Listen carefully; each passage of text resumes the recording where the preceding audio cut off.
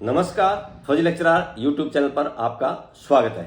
आज हम आपको बताएंगे आरटीआई की एप्लीकेशन कैसे लगानी है, फर्स्ट अपील कैसे लगानी है और सेकंड अपील कैसे लगानी है। आज की इस वीडियो में बार बार आरटीआई 2005 का जिक्र आएगा और हरियाणा आरटीआई रूल्स 2005 का भी जिक्र आएगा।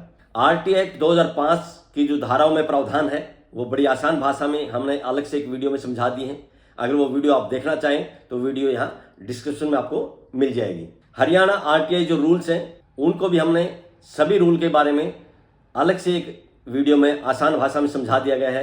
अगर आप हरियाणा आरटीआई रूल्स देखना चाहते हैं, समझना चाहते हैं तो वह वीडियो भी आपको डिस्क्रिप्शन में यहाँ नीचे मिल जाएगी।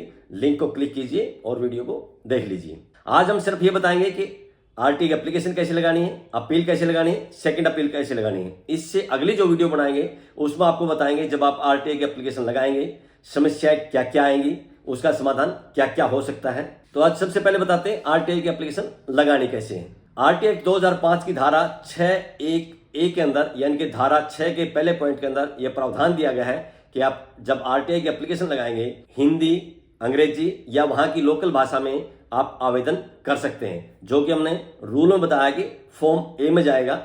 फॉर्म ए के फॉर्मेट में आपको भेजनी होती है। या हम एक फॉर्मेट दे रहे हैं जिससे आप समझ सकते हैं कि किस तरह से आपने भेजनी है। ऊपर आप लिखोगे सेवा में जन सूचना अधिकारी या राज्य जन सूचना अधिकारी। अगर केंद्र सरकार में कहीं लगा रहे हो तो केंद्रीय जन सूचना अधिकारी। उसके बाद उसके नीचे वाली लाइन में आ जाएगा उसका एड्रेस जहां पे आपने भेजनी है। उससे नीचे आ जाएगा आवेदक का नाम यानी कि जिसके नाम से आप आरटीआई मांग रहे हो उसका नाम। उसके नीचे आ जाएगा पता यानी कि जिस पते पे आपको सूचना चाहिए वो आपने लिखना होता है। मोबाइल नंबर आप चाहे तो लिख सकते हो, ना चाहो तो ना लिखे, वो आपकी मर्जी है। उसके नीचे आ जाए फिर विषय। विषय सभी में एक ही रहेगा। आरटीआई 2005 के तहत सूचना लेने बारे। विषय के बाद आप नीचे बताएंगे कि आपको सूचना किसके बारे में चाहिए। उदाहरण के लिए हम कहीं भी आरटीआई लगाते हैं, आपने ध्यान रखना है कि आरटीआई में सवाल नहीं पूछे जाते। ज्यादातर लोग सवाल पूछ लेते हैं। हमने आरटीआई एक्ट की जो धाराओं के बारे में वीडियो बनाई है उसमें उसके बारे में बता दिया गया है। आरटीआई एक्ट 2005 की धारा 2F के अनुसार सवाल जो है आरटीआई के दायरे में नहीं आते, लेकिन फिर भी बहुत से लोग सवाल पूछ भी लेते हैं। और जिन जन सूचना अधिकारियों को या जिन राज्य जन सूचना अधिकारियों को या केंद्रीय जन सूचना अधिकारियों को आरटीआई एक्ट के बारे में जानकारी नहीं है वो सवालों के जवाब दे भी देते हैं। नॉर्मली आरटीआई एक्ट के तहत जो सूचना मांगी जाती है वो जो रिकॉर्ड से संबंधित होती है, जिस भी फॉर्म में वो रिकॉर्ड हो उसकी कॉपी मांगी जाती है। दूसरा हमने एक वर्णन किया था आरटीआई 2005 की धारा 4(1)(d) के प्रावधान अनुसार आप कारण पूछ सकते हैं। यहाँ उदाहरण के तौर पर हम आपको एक आरटीआई की एप्लीकेशन दिखा रहे हैं। उदाहरण के लिए आपने कोई शिकायत भेजी सीओ विंडो में और शिकायत पे कार्रवाई नहीं हुई। अगर आप उस पर आरटीआई लगाएंगे तो आप उसमें ये सवाल नहीं कर सकते कि मेरी शिकायत पे कार्रवाई क्यों नहीं हुई, क्यों जो आरटीआई के दायरे में नहीं आता है। उसके लिए Bombay high court Goa bench का एक फैसला भी है, किसी अलग से किसी वीडियो में उसका विस्तार से वर्णन करेंगे। उसमें भी आरटीआई की धारा 2F का हवाला देके मना किया गया है। लेकिन आरटीआई की धारा 4(1)(d) के तहत जो पीड़ित आदमी है वो कारण पूछ सकता है। और यहां भी अगर आप आरटीआई लगाएंगे किसी शिकायत से संबंधित है तो आपने ध्यान रखना है सवाल नहीं करना, क्यों शब्द का इस्तेमाल नहीं करना। आप ये पूछेंगे कि मैंने इतने तारीख को शिकायत भेजी थी, या अगर सीएम विंडो पर शिकायत दी है कि मेरी शिकायत नंबर इतने इतने है, इतने तारीख को मैंने शिकायत दी थी और मेरी शिकायत पर कार्रवाई नहीं करने के कारण बताए जाएं आरटीआई की धारा 4(1)(d) के प्रावधान अनुसार, या आप पूछ सकते हैं। ज्यादातर आरटीआई जो लगाते हैं वो उम्मीदवार लगाते हैं जब किसी नौकरी के लिए अप्लाई करते हैं, उनका सिलेक्शन नहीं होता है, वहां ज्यादातर आरटीआई लगाए जाते हैं। उसमें जो आरटीआई लगाते हैं उसमें भी नॉर्मली सवाल ही पूछते हैं और कमीशन जवाब भी देता है, चाहे वो एचपीएससी हो चाहे हरियाणा स्टाफ सिलेक्शन कमीशन।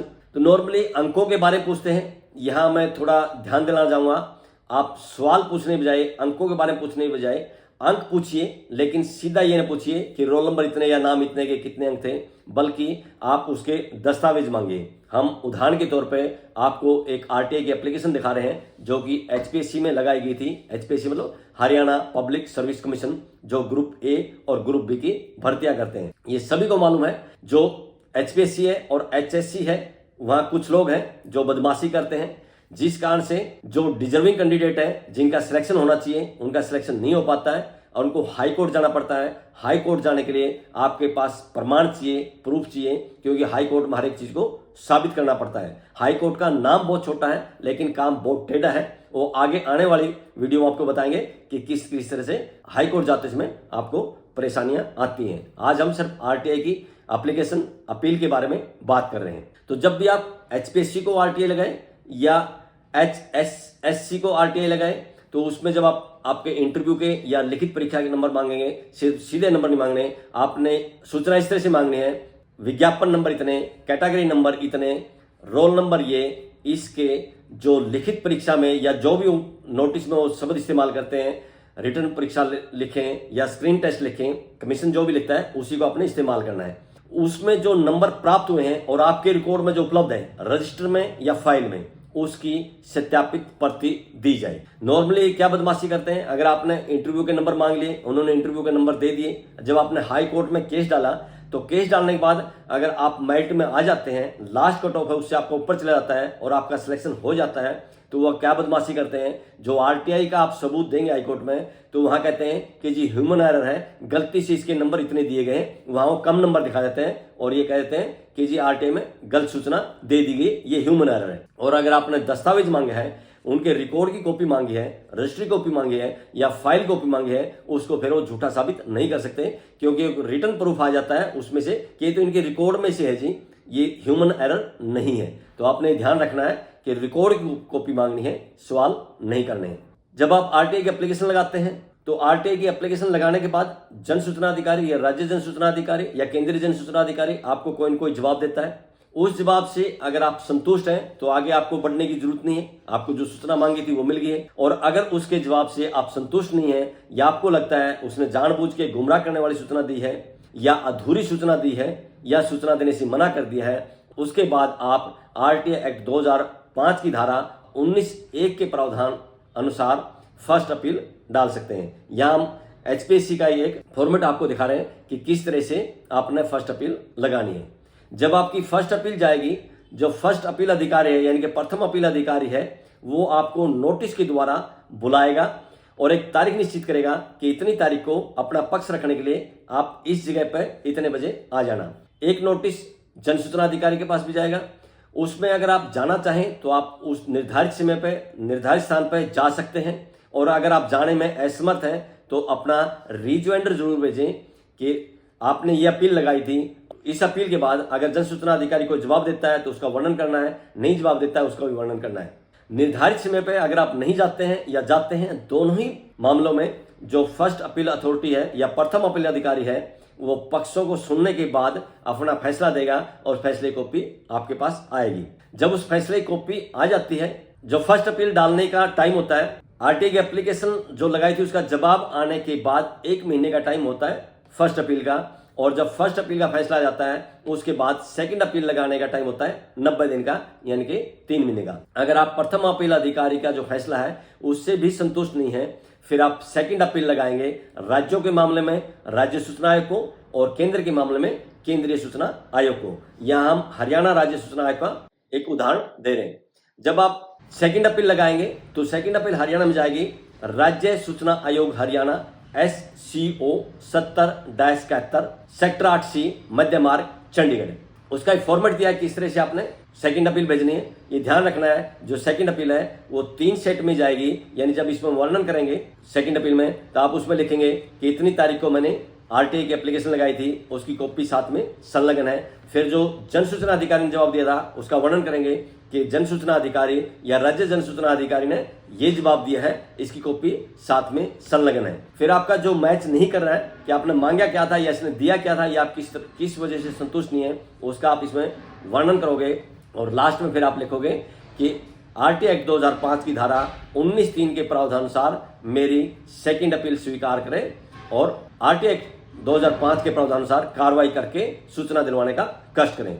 जब आपकी आरटीआई की सेकंड अपील कमीशन के पास जाती है, नॉर्मली कमीशन हरियाणा की हम बात करें 1 से 1.5 महीने में नोटिस दे देता है। जो नोटिस की कॉपी आएगी वो राज्य जन सूचना अधिकारी के पास भी आएगी, प्रथम अपील अधिकारी के पास भी आएगी और जो आरटीआई लगाने वाला आवेदक है उसके पास भी आएगी।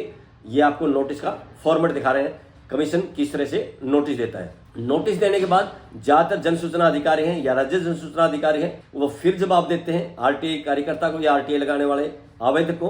उसके बाद आपने रिज्वाइंडर देना होता है कमीशन को। उसकी कॉपी चाहे तो आप राज्य जन सूचना अधिकारी को कर सकते हैं, रिज्वाइंडर देना ना भूलें। राज्य सूचना आयोग भी एक निश्चित तारीख रखता है सुनवाई के लिए, उसमें दोनों तीनों पक्षों को बुलाया जाता है और वहां आपका पक्ष सुना जाएगा। जो भी आपके उसके संबंधित एविडेंस होंगे, प्रमाण होंगे, प्रूफ होंगे, आप वहां जमा कर सकते हैं।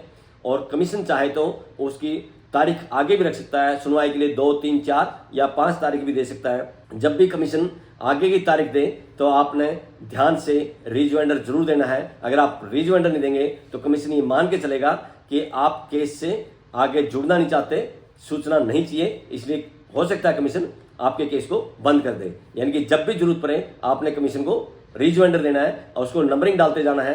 पहले बार जो रिज्वाइंडर देंगे वो सिर्फ रिज्वाइंडर लिखेंगे, दूसरी बार रिज्वाइंडर लिखेंगे, उसको सेकंड रिज्वाइंडर, तीसरी बार को थर्ड रिज्वाइंडर, इस तरह से बढ़ता जाएगा। जब कमीशन का फैसला आता है, नॉर्मली कमीशन पहले जो फैसला होता है वो डाक के द्वारा भेजता था। आजकल क्योंकि आप रिज्वाइंडर जो है वो मेल से भेज सकते हो, जिस मेल से आपने रिज्वाइंडर भेजा है कमीशन उसी मेल पर आपके फैसले की कॉपी भेज सकता है, चाहे तो डाक से भेज सकता है। अगर आपके पास फैसले की कॉपी नहीं आती है, मेल से भी नहीं आती है, डाक से भी नहीं आती है, तो आप कमीशन की साइट पर जाकर अपने फैसले की कॉपी देख सकते हैं या फैसला पढ़ सकते हैं। साइट पर जाकर फैसला कैसे देखना है, कैसे पढ़ना है, वो एक अलग से वीडियो में हम आपको विस्तार से बताएंगे। अगर कमीशन के फैसले से भी आप संतुष्ट नहीं हैं तो कमीशन के पास भी आप रिव्यू एप्लीकेशन या पुनर्विचार याचिका भेज सकते हैं। वो कमीशन की मर्जी है, कमीशन उसको एंटरटेन करे या ना करे। कमीशन को अगर लगता है कि फैसले में थोड़ी चूक हुई है या जन सूचना अधिकारी ने गुमराह कर दिया है तो कमीशन उसको रिव्यू एप्लीकेशन को, पुनर्विचार याचिका को स्वीकार करके दोबारा से फिर राज्य जन सूचना अधिकारी को नोटिस दे सकता है। और कमीशन को अगर लगता है कि नहीं इसमें कोई दम नहीं है तो कमीशन उसको खत्म भी कर सकता है। आज इस वीडियो में हमने सिर्फ ये बताया है कि आरटीआई की एप्लीकेशन कैसे लगानी है, फर्स्ट अपील कैसे लगानी है, सेकंड अपील कैसे लगानी है। अगली एप्लीकेशन में जब हम बताएंगे उसमें आपको इसकी समस्याएं बताएंगे, आरटीआई की एप्लीकेशन लगाते समय समस्याएं क्या क्या आती हैं, उसका समाधान क्या क्या हो सकता है। उससे अगली वीडियो में जो हम बताएंगे स्पीड पोस्ट, रजिस्टर्ड पोस्ट और पार्सल के बारे में बताएंगे। क्योंकि कई बार जब आप आरटीआई की एप्लीकेशन भेजते हैं तो जन सूचना अधिकारी जवाब नहीं देता है। जब आप अपील में जाते हैं तो वहां जन सूचना अधिकारी कहता है कि इसकी आरटीआई की एप्लीकेशन हमें मिली ही नहीं। तो आपको साबित करना होता है कि आपकी आरटीआई एप्लीकेशन भेजी थी और इतने तारीख को यहाँ पहुंची थी। वो जो अगली वीडियो बनाएंगे हम समस्या के बाद में, उसमें आपको बताएंगे कि किस तरह से आप पता लगाएं आपने जो रजिस्टर्ड पोस्ट से या स्पीड पोस्ट से जो आपकी आरटीआई की एप्लीकेशन भेजी थी वो कब वहां पर पहुंची है। आज की इस वीडियो में बस इतना ही। वीडियो पसंद आई हो तो लाइक कीजिए, दोस्तों के साथ शेयर कीजिए। इसी तरह की जानकारी वाली वीडियो देखने के लिए चैनल को सब्सक्राइब कीजिए। बहुत बहुत शुक्रिया, धन्यवाद, जय हिंद।